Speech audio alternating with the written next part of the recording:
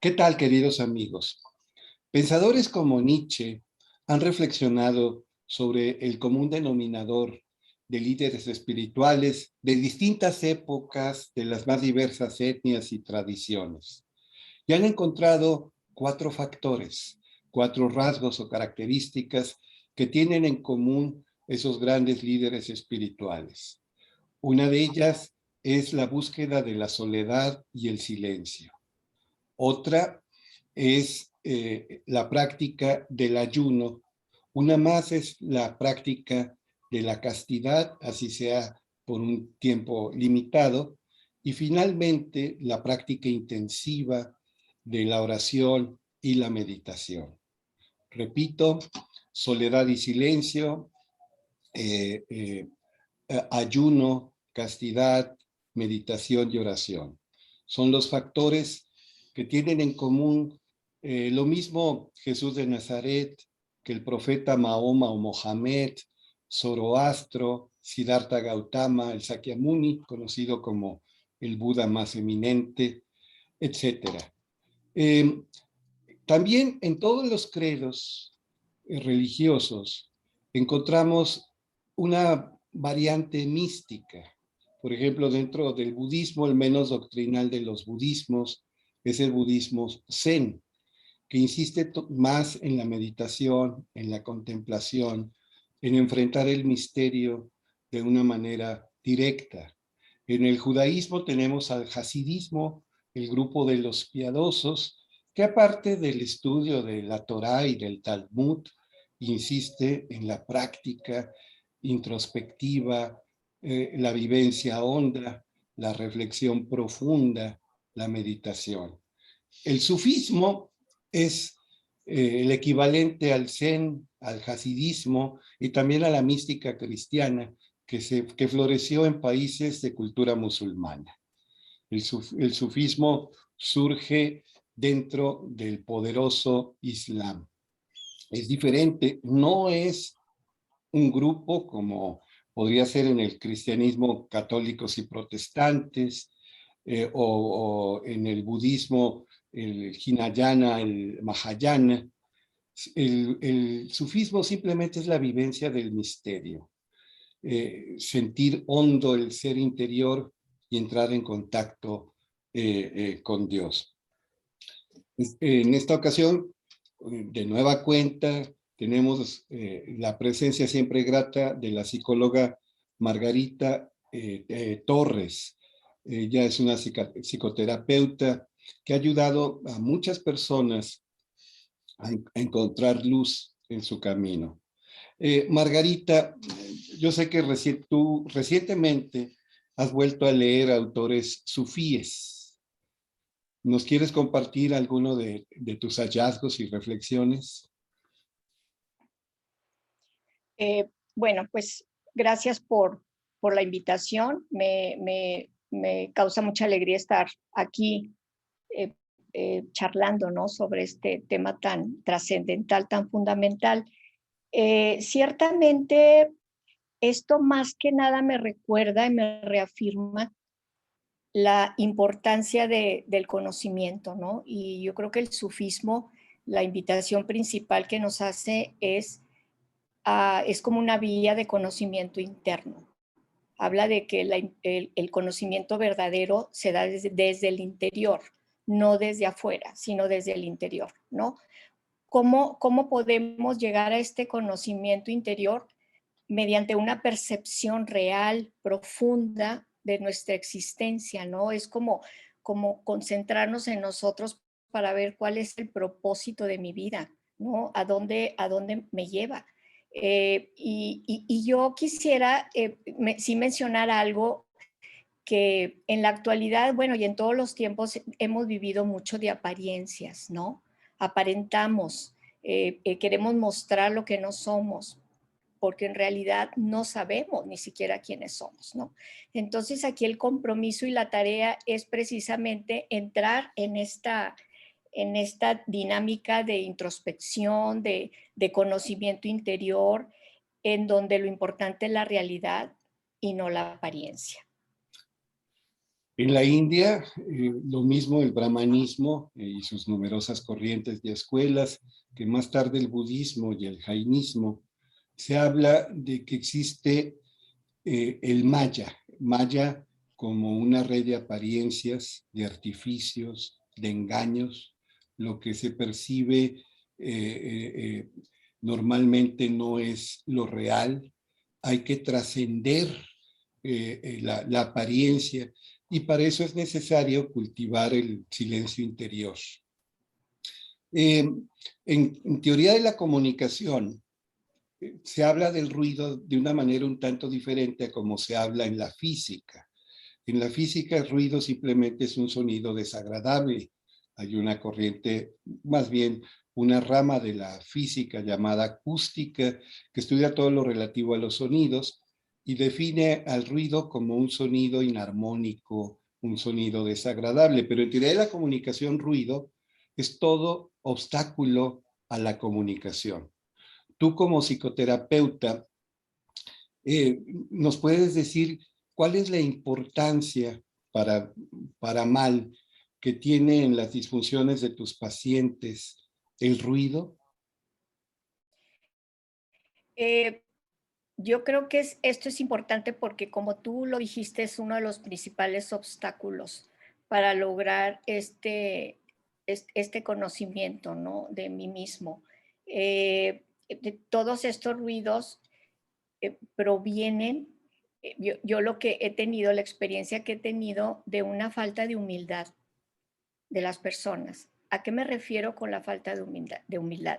De no tener los pies en la tierra, de no conocer cuál es mi realidad, cuál es, en este ruido me confundo, en este ruido me confundo con los demás, pienso como los demás, soy como los demás esperan que yo sea, entonces entro en ese mundo irreal.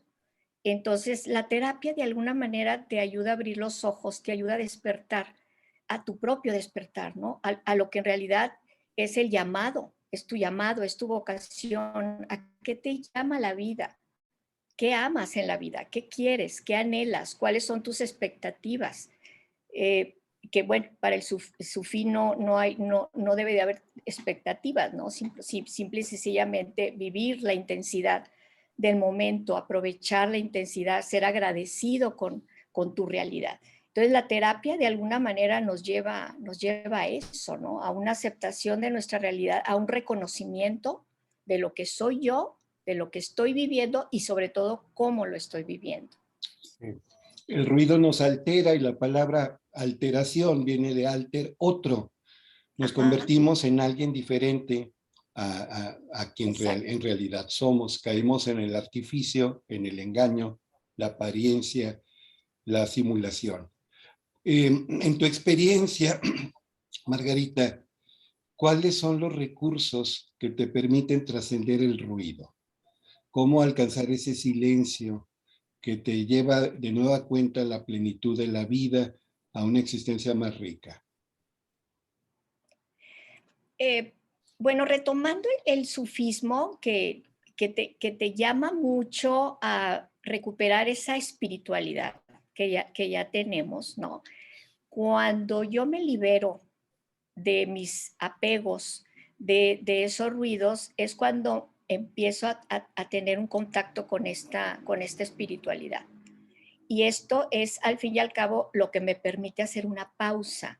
Yo siento que lo importante es tener la disposición de ánimo de hacer una pausa en mi vida. De esa pausa implica silencio, implica concentración, implica contemplación, contemplarme, contemplar mi vida, contemplar mi entorno. Eh, eh, y esto, al fin y al cabo, nos debe de llevar a un estado eh, que, que implica movimiento, que es la meditación, ¿no? Yo siento que esta meditación nos conecta realmente con esta parte espiritual, pero lo importante es no quedarnos en esta meditación. No se trata de aislarme del mundo, no se trata de estar en silencio para desconectarme por completo de los demás, sino para volver hacia ellos, ¿no? En el sufismo te habla mucho de el desarrollo de esta espiritualidad, pero con la acción que se traduce en el servicio a la humanidad, en el servicio a los otros.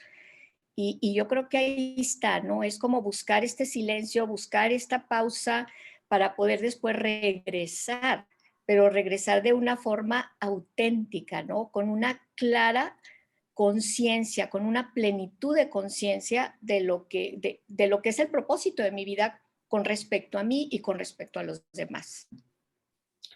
Sí, Jesús estuvo 40 días con sus noches en el desierto y luego regresó a anunciar la buena nueva.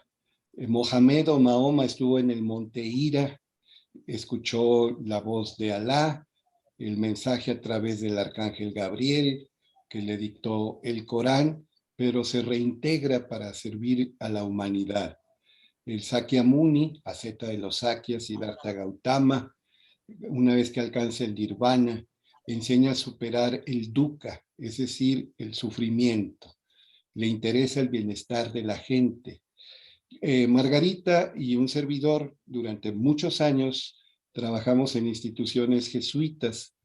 Un jesuita de segunda generación, es decir, no de los primeros jesuitas, compañeros de Ignacio o Íñigo de Loyola, el padre Nadal, definió acertadamente al jesuita, pero podríamos decir también al sufí, al practicante del zen, a la persona que está decidida a vivir el misterio y a trascenderlo, a trascender los ruidos, el ego, los apegos, como un contemplativo en la acción, ser contemplativos en la acción. Esta frase de Jerónimo Nadal pues tiene que ver mucho con el sufismo. Ahora, hay infinidad de formas de meditación. En este tiempo se vuelve a poner de moda esa variedad que dice que hay que concentrarse en el momento presente, vivir plenamente en el aquí y en el ahora, y esa conciencia plena, que usando la palabra en inglés mindfulness, se ha divulgado sobre todo con los libros, disertaciones, conferencias de gente como John Kabat-Zinn, pues es inmemorial, tiene no siglos, tiene milenios, esto de vivir plenamente en el aquí y en el ahora. Y yo insisto que la meditación ciertamente refresca, te devuelve tu ser original, te ayuda a encontrar otra vez el sentido de la vida. En el sentido rico de la palabra es una resignación, que lo hemos convertido, la palabra resignación le hemos dado una valencia negativa. Resignación es volver a encontrar el significado, pero el significado original, el auténtico, el verdadero, eso es la resignación. Eh, hay gente como el padre Nadal y como los sufíes que encuentran de nueva cuenta el significado en la vida cotidiana, en las acciones concretas de cada día, en el trabajo. En la India, por ejemplo, existe el Karma Yoga, que es el yoga del trabajo, el yoga de vivir sirviendo a los demás a través de acciones muy concretas. Pero paradójicamente se puede encontrar el silencio incluso en el esfuerzo físico. Por ejemplo, dentro del sufismo están los derviches. ¿Te acuerdas de los derviches, Margarita, que se ponen a bailar, entran en el éxtasis, salen de su falso yo, de su ego aparente, porque es una personalidad falsa, entran en contacto con su voz interior y se unifican con Dios. Dan giros, son los giróvagos, dan giros y giros, caen en trance, pero es una oración. Y quien ve a los derviches también puede entrar a través de ellos en oración. Uno de los autores favoritos de Margarita Torres es Idries Shah, que es un hombre que estudió a profundidad la riqueza del sufismo. Y igual que Anthony de Melo, e igual que gente de diversos credos, tradiciones, latitudes, formaciones culturales, Idris Shah sabía que la sabiduría no pertenece a una corriente, no forma parte en exclusiva de un movimiento, no es monopolio de nadie, no es patrimonio exclusivo de grupo, secta. Rescató pues la sabiduría inmemorial de los sufíes. ¿Te acuerdas de alguna historia que quisieras compartirnos, Margarita? A mí algo que me llama mucho, como, o sea, como ese llamado del que estamos hablando, es los seres somos únicos e irrepetibles, ¿no? Hay un camino único para cada persona. Exacto. Y a lo que nos lleva esta filosofía trascendental es a encontrar ese camino que nos lleva a la perfección. No somos perfectos, pero somos perfectibles, ¿no? Y yo creo que en esa búsqueda de perfección hablamos de armonía. Yo creo que la principal invitación que nos hacen es a vivir en armonía, no como la entendemos, ¿no? Armonía, ausencia de problemas, ausencia de conflictos, no. Es estar en armonía con todo lo que soy. Estar en armonía con mi existencia implica mis luces, mi sombra, la discordancia, la armonía, el estar dormido, el estar despierto, el día, la noche, o sea, todos los opuestos que de alguna manera nos conforman, ¿no? Dicho psicológicamente, es como lograr esta integridad, o sea, estar integrados psicológicamente, ¿no? Con todo lo que soy. Y este camino, precisamente, este camino a la perfección es lo que me va a llevar a unir lo físico con lo espiritual, ¿no? Y esto espiritual con la acción que hablabas tú ahorita. Y no solamente es como de ser místico en lo práctico, en lo cotidiano. El En lo contemplativo en la acción del que hablaba Jerónimo Nadal. y todo esto nos lleva a un encuentro profundo con Dios. Es como regresar a nuestra fuente. Claro. La palabra fuente, la palabra manantial, nos habla de la necesidad profunda que tenemos los seres humanos de abrevar en lo genuino, de tomar fuerzas, contacto con lo real. Hace rato hablabas de la humildad, que es no tener los pies en la tierra. Humildad, igual que humano, viene de humus, que significa suelo, y en la mitología griega, Anteo pierde la vida cuando pierde el contacto con su madre, que es Gea. El verbo humillar significa ser tumbado al suelo, humus, suelo. Entonces, el contacto siempre nos mantiene vivos. El agua corriente es un agua sana, es un agua saludable. El árbol más frondoso, con el tronco más fuerte, languidece, seca y finalmente muere una vez que es separado de la tierra, sin importar lo grande que sea el árbol. Entonces, el sufismo es una invitación a entrar en contacto, pero entrar en contacto no solamente con lo externo, no solamente con el dogma, que tiene su importancia, con los ritos, que por supuesto tienen su importancia, sino con lo más profundo de cada ser. Y en lo más profundo está, hablemos francamente, está Dios. Y eso nos llena de entusiasmo. Entusiasmo significa tener a Dios dentro. ¿Cómo reconocemos una persona entusiasta? Pues que desborda energía, actitud positiva, es alegre, es optimista, eh, contagia sentimientos nobles. Entusiasmo en griego significa tener a Dios dentro. Pero es tan fácil caer en la apariencia y ser esclavo del ruido. Y es fácil engañarse uno mismo. Bien, Idris Shah, insisto, un hombre que europeo, pero que nació en Asia, sintetizó la cultura occidental con la de Medio Oriente, un gran estudioso, igual que Tony de Mello y otros sabios, rescató distintos relatos de tradiciones antiguas, no solo de multiseculares de varios siglos, sino incluso de varios milenios. Eh, Hay un personaje simpaticísimo que con sus paradojas y contradicciones no deja de ser un gran educador. Es el Mulá Nasruddin. Mulá significa maestro y Nasruddin es el que pelea por la fe, pero parece un tonto. Aparentemente es un idiota. De hecho, aunque este personaje sí tiene una realidad histórica, aparece en un libro de Idris Shah que se llama La sabiduría de los idiotas. Margarita, los idiotas son idiotas, realmente están lejos de la sabiduría o qué tipo de sabiduría logran.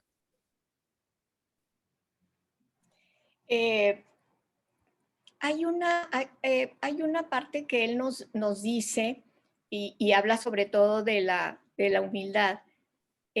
Dice, la verdadera experiencia del conocimiento no es, se opone totalmente a pensar que tú estás más evolucionado que otro, ¿no?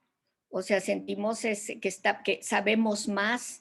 El conocimiento que él nos inspira es un conocimiento profundo, no es una acumulación de información, no es una erudición que viene en los libros, sino es un conocimiento que nos lleva más allá. Entonces, aquel que piensa que es mejor que otros, que tiene un nivel de conciencia superior a otros, pues vive en la ignorancia, ¿no? Yo creo que ahí se centraría, ¿no? Esta forma de llamarlos. Y por eso muchos maestros insisten en que la meditación nos lleva a trascender la ilusión de la separación. No somos tan distintos, no somos tan diferentes y menos debemos sentirnos superiores, porque el que se siente superior ya cayó de nuevo en las trampas del ego y los apegos, por supuesto. Y tiene que ver eso con, la, con la humildad de que tú afirmabas. En la sesión anterior que tuvimos una conversación por este medio, hablamos del poeta libanés que pertenece a la humanidad entera ya, Gibran Jalil Gibran, y él decía, cuando alcances el corazón de la vida, sabrás que no eres inferior a los profetas, pero tampoco eres superior a los criminales. Entonces, claro. Todos somos gotas del océano divino y tenemos que integrarnos aquí y ahora para integrarnos también en la trascendencia. Bueno, entonces cultivemos estos 4 factores de los que hablaba de primero, silencio y soledad. Segundo, que forma parte de la ascética,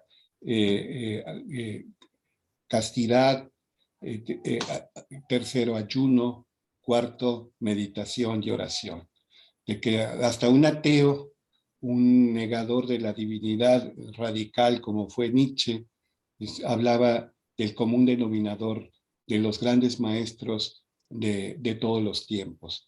No se trata de una ascética severa, de una renuncia contra el sentido común a todo, sino simplemente de recuperarnos, de no alterarnos, de no pervertirnos, de no corrompernos, de no caer en las trampas del ego y no permitir, como diría el autor Carlos Castaneda, el autor de las enseñanzas de Don Juan y de otras tradiciones, una enseñanza de Don Juan Matus, no ser alimento del águila, que es eso, que no nos devore el mundo con toda su frivolidad, con todas sus trampas. Bien, ¿algo más que quieras agregar, Margarita? Y yo creo que me gustaría nada más, de acuerdo a lo que estás diciendo, cómo se habla mucho de anulación del yo, que lo podemos malinterpretar. Anulación del yo es liberarse de los apegos, y yo creo que este camino a la perfección a que somos llamados nos hace liberarnos de vanidad, de envidia, de odio, de todos esos ruidos y obstáculos, ¿no?, que nos permiten crecer y evolucionar. Hay que soltarnos, hay que soltar lastres, hay que desprender lo que no somos. Bueno, pues fue como siempre muy enriquecedor hablar con Margarita, y esto da para más y seguiremos abordando temas similares en próximas ocasiones. Muchas gracias a todos. Muchas gracias, Margarita.